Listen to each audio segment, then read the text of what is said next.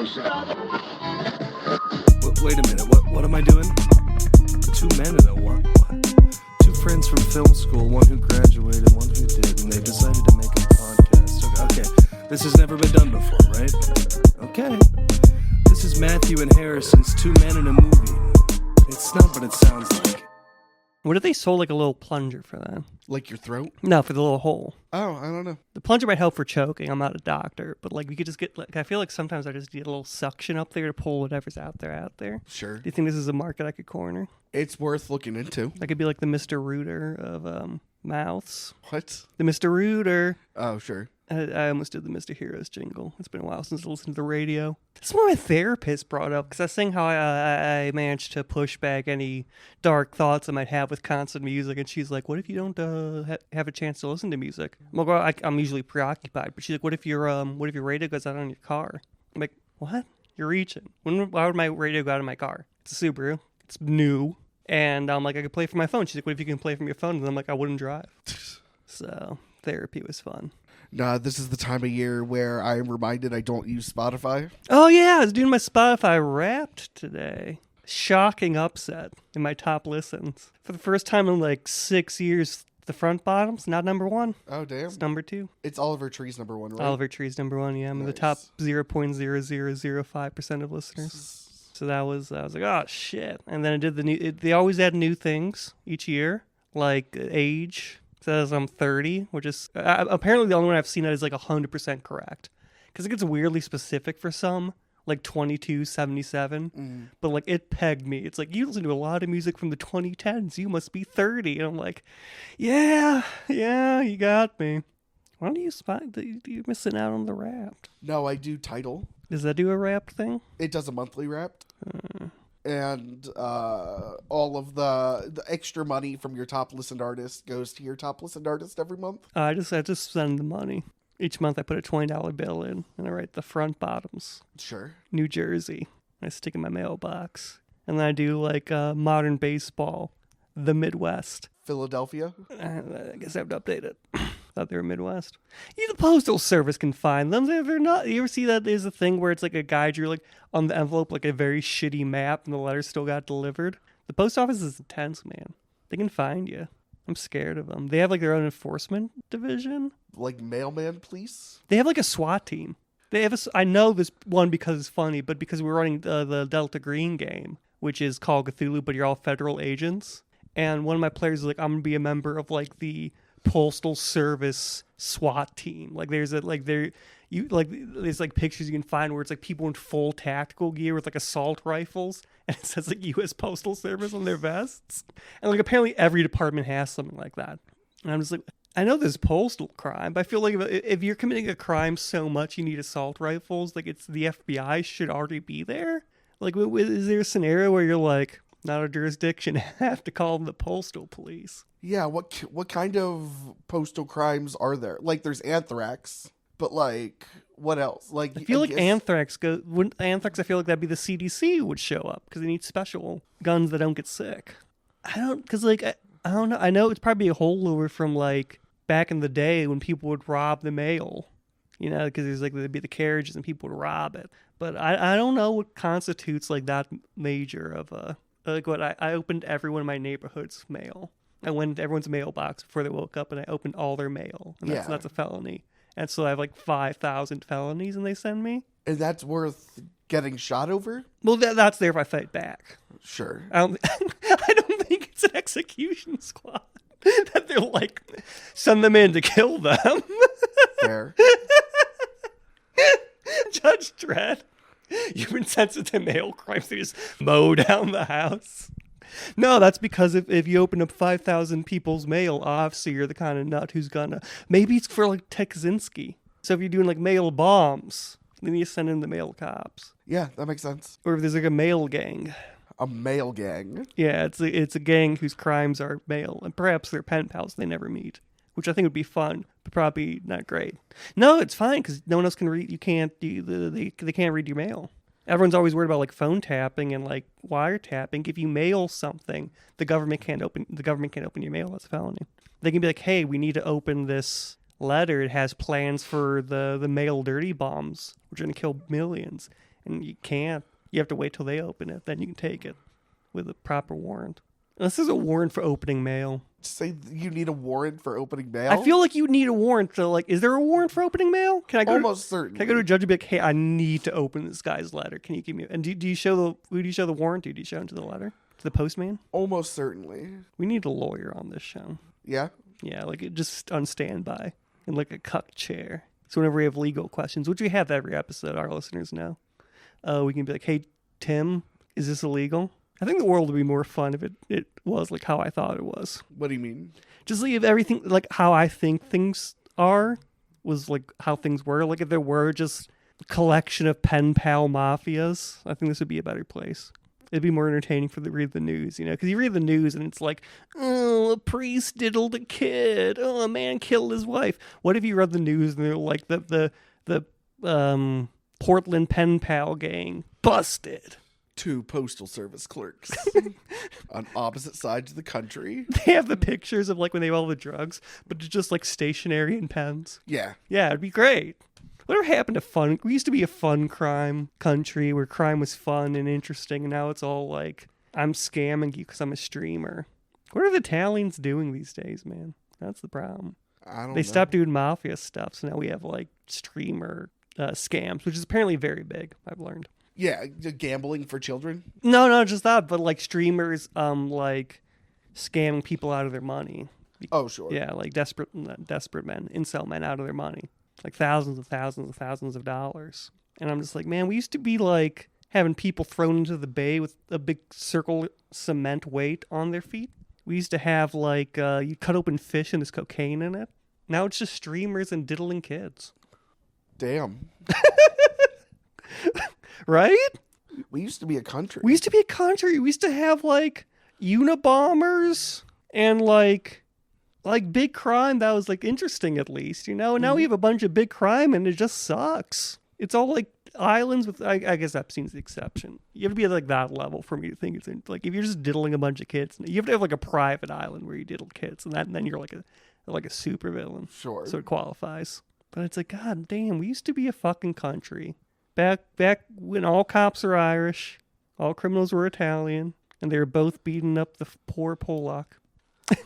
I had nothing to that. Yeah, I'm sorry. Welcome to the Two Men in a Movie podcast, where each week one man shows another man a movie he can't believe he hasn't seen. As always, I'm your long, racially suffering Polak host, Matthew Olenchek, joined as always by my generically white co-host and co-husband, Harrison Poole. Hey, honey. what's up? How we doing? Hiya, fellas. What's up, fellas? I'm Caucasian.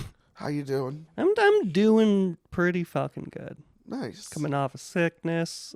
Too? Dealing with benefits not being accepted. Now I have to message my boss. But yeah, I'm doing pretty fucking good, all things considered. Hell yeah. So it's the Christmas season. It is. This has been up since, as you can see, viewers at home, you can see. Use your remote viewing. The apartment is jolly and bright. Christmas tree looking good. Gifts underneath wrapped. Yeah. Got that all done after I came back from Thanksgiving. Man, work sucked the next day, but that's as I told Geneva many times. Santa had shown up in the Macy's Day Parade. He's literally in town. It's Christmas.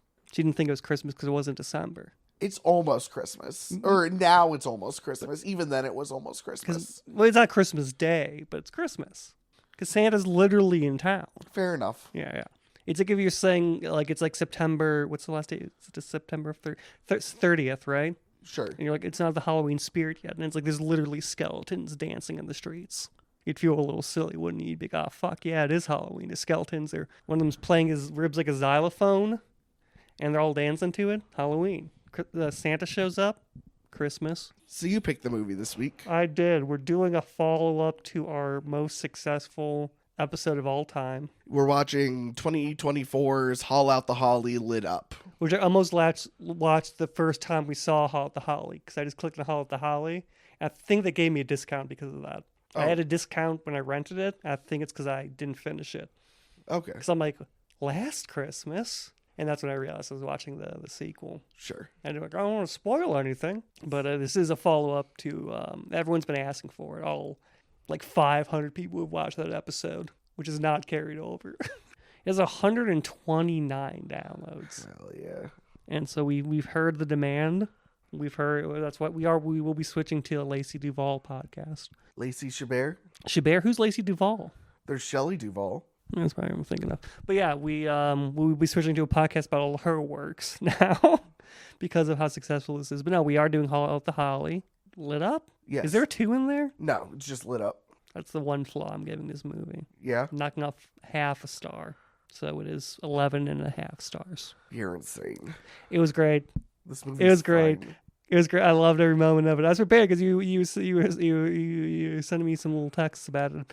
I was like, maybe it isn't going to be that good. I watch it. I'm like, no, the movie's rips. I don't even dislike it. I just feel nothing towards it. All our favorite characters are back.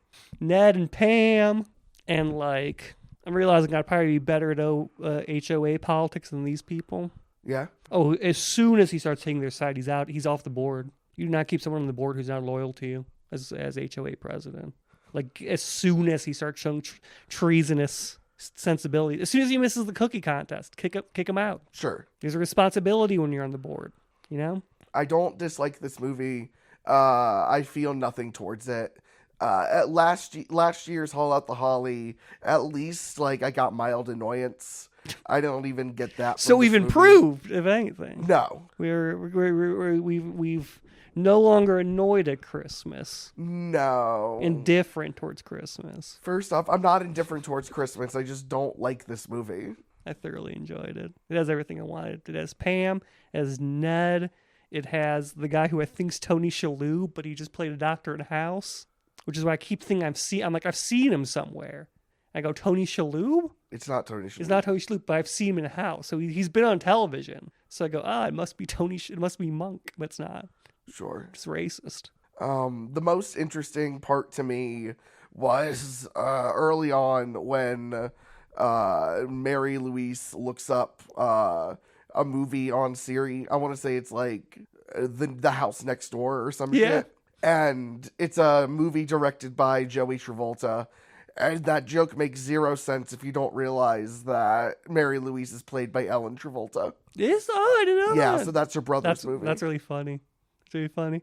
I mean, it also works. It's just I was a nice like old person with technology moment.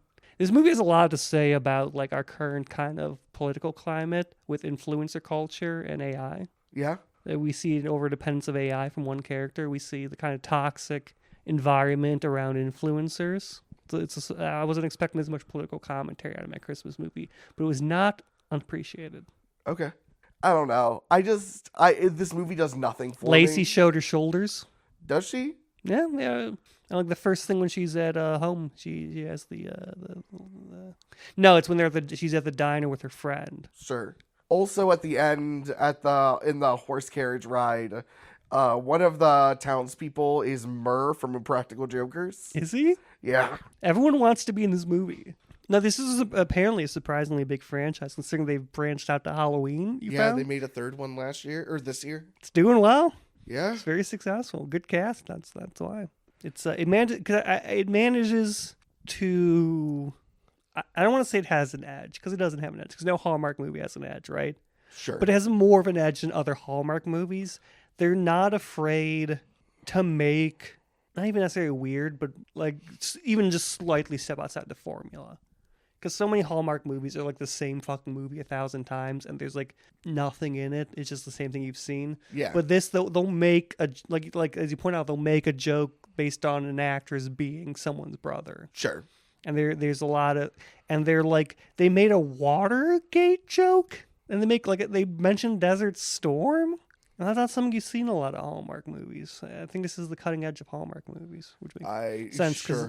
I sure hope not. Because Lacey's in, and she's in a lot of them.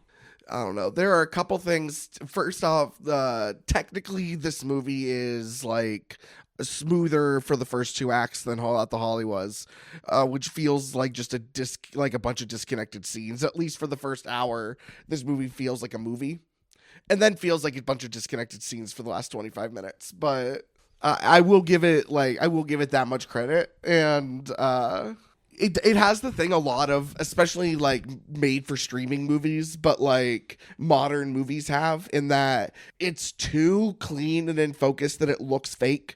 Like it looks like a movie set. I as you said, stream it's the one issue I have with watching Hallmark movies is the commercial break was supposed to be here. Yes. Commercial break was supposed. This would be a really nice fade out if there's a commercial break. Yep. I get it's for that first, but Also, there's a liquid smudge during the snowball fight, and they left it in the final product. Hell yeah. So, Haul Out the Holly is about, I'm just doing a quick rundown.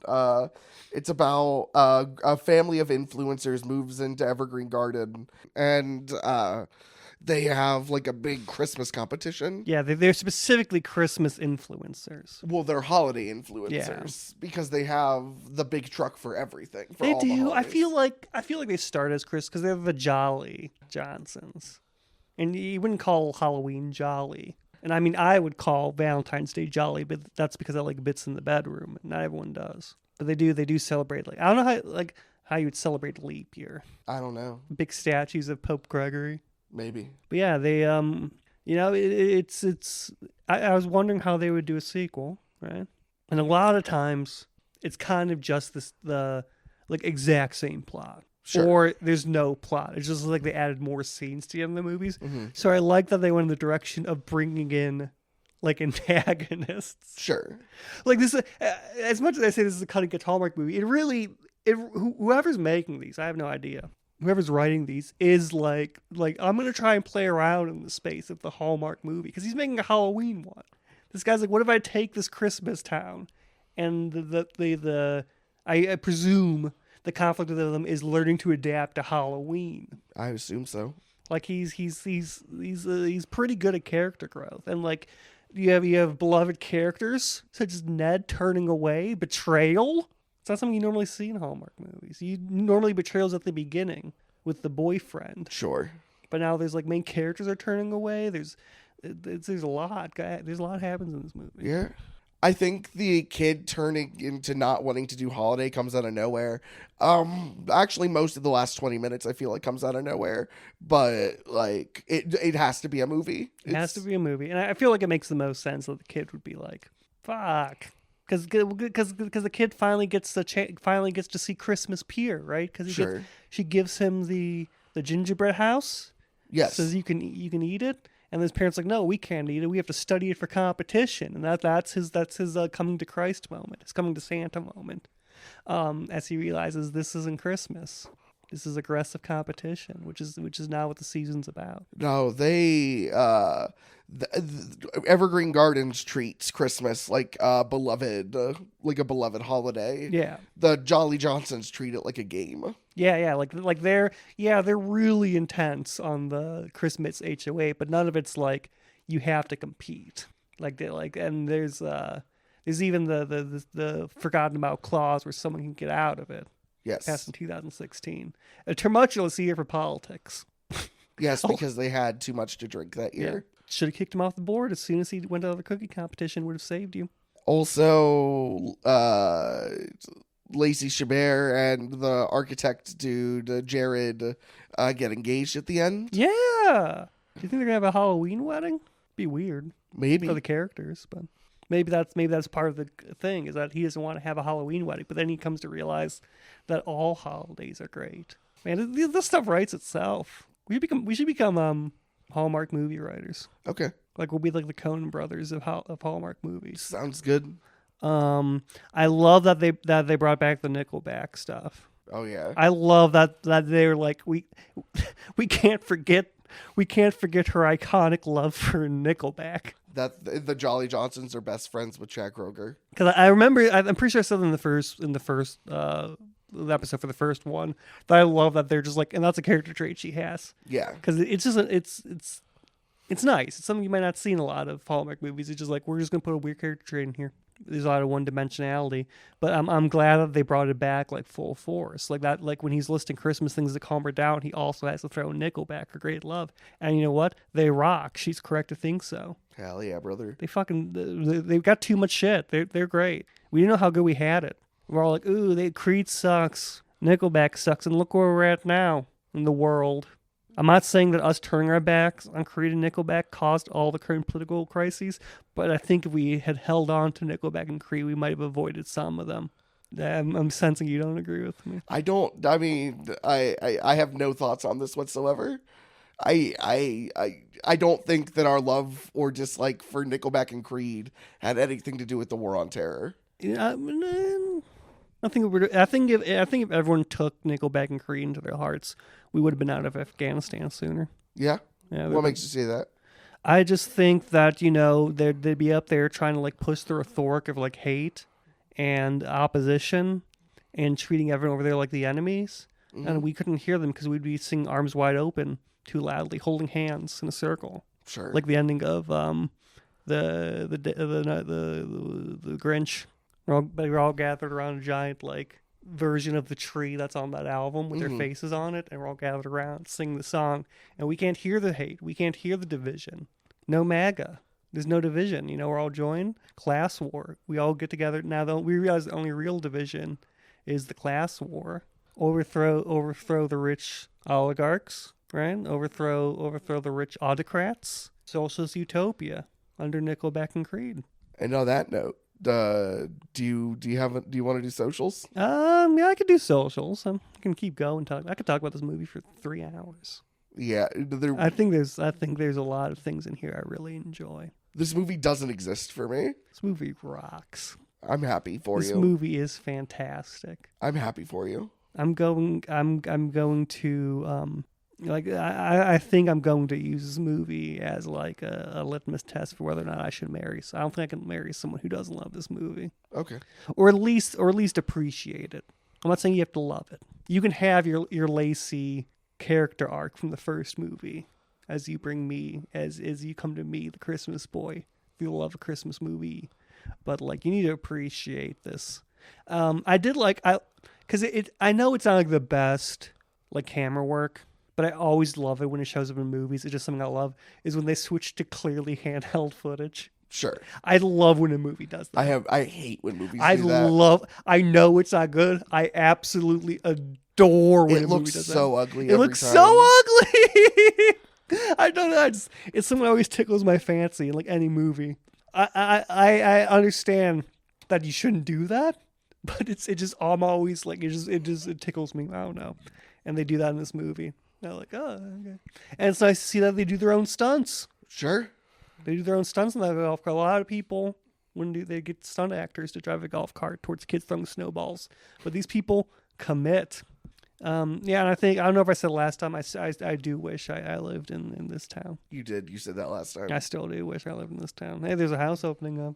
Gonna move in. We come move in with me? You want to live in Christmas Town? No. I'll take care of everything. You don't have to worry about it. I have no desire to live in Christmas Town. What do you think they do the rest of the year? I don't know. I guess we'll discover in the Halloween movie, but like, yeah, it's like, are they just like really normal the rest of the year? I think until the Jolly Johnsons showed up, and then now they have to love all holidays. Do you think the Jolly Johnsons are the jumping off point for the Halloween movie? I hope so. I think that'd be cool. I do like the returning cast. I don't know. I do like that they just brought everyone back. Because actors at that level would really appreciate like paying jobs. Sure. So I do hope they bring back the Jolly Johnsons to introduce them to the wonders of Halloween. And perhaps there's like a big skeleton, like one of the big Halloween ones. Yes, like the one on top of the Kent stage. Yeah, like a huge Halloween. I feel like they could really get into trick-or-treating. Pam obviously would love the craft aspects of Halloween. Mm-hmm. I worry about Ned, though. I don't feel like it's a good environment for a man like him. He's going to start thinking everyone's ghouls. He will. Because I struggle with that during Halloween. That's why each October I go to jail for like 3 days. Because I'm beating up a kid because they're dressed as a witch. I'm like, that's a witch! I think it's Baba Bo Bear. I just attack on sight. Turns out it's like little Susie. Whoops. All right. Do you want to do socials? Yeah, I can do socials. So if you want to see did I post a picture of my Christmas tree yet? I don't know. I had some lighting issues. All the middle lights went out. Yeah, so I had to buy other lights and just kind of shove them in. And you can't really tell. But I think I was holding off on posting the Christmas picture. Maybe I sent it on Snapchat? No, I put it on Instagram because someone commented. If you want to see my Christmas tree, you can follow me at Midwest_magician. If you want to see the promos for the Killdozer Holiday Special, we will be sharing those both on our YouTube, Two Men and a Movie. Well, that's probably more going to be the trailer where that's going to drop. Sure. If you want to see like the behind the scenes promos for like the festive Killdozer Holiday Special, we'll be producing, starring Bruce Willis. We're bringing him back from retirement and dementia. That'll be on Two Men Movie Podcast on Instagram. Of course, I am always accepting X-readers for any of the characters I mentioned, and obviously the characters in this movie. But if you want to do like a Christmas-themed Korra, like from Tron? Yeah, like a Christmas-themed Tron Sure. X-reader. Maybe I get her a bidet for Christmas because she's still having trouble learning to shit. You can send that to us at twomenmoviepodcast@gmail.com. I'll double the rates for the month of December. You can find me on Instagram, TikTok, and Threads and Lemonade at harrisonpoole.com, HARRISONPOOLEDOTCOM, harrisonpoole.com. Thank you so much to Tristan Hostetter for our theme music. Thank you guys for listening. Tune in next week for Five Nights at Freddy's 2. With Megan Fox. Yes. Favorite of the show, Megan Fox. All right. She's Jennifer's body. Yeah. Yeah, she's a favorite of the show. So long and good night. Hugs and kisses. This is Matthew and Harrison's Two Men in a Movie. It's not what it sounds like.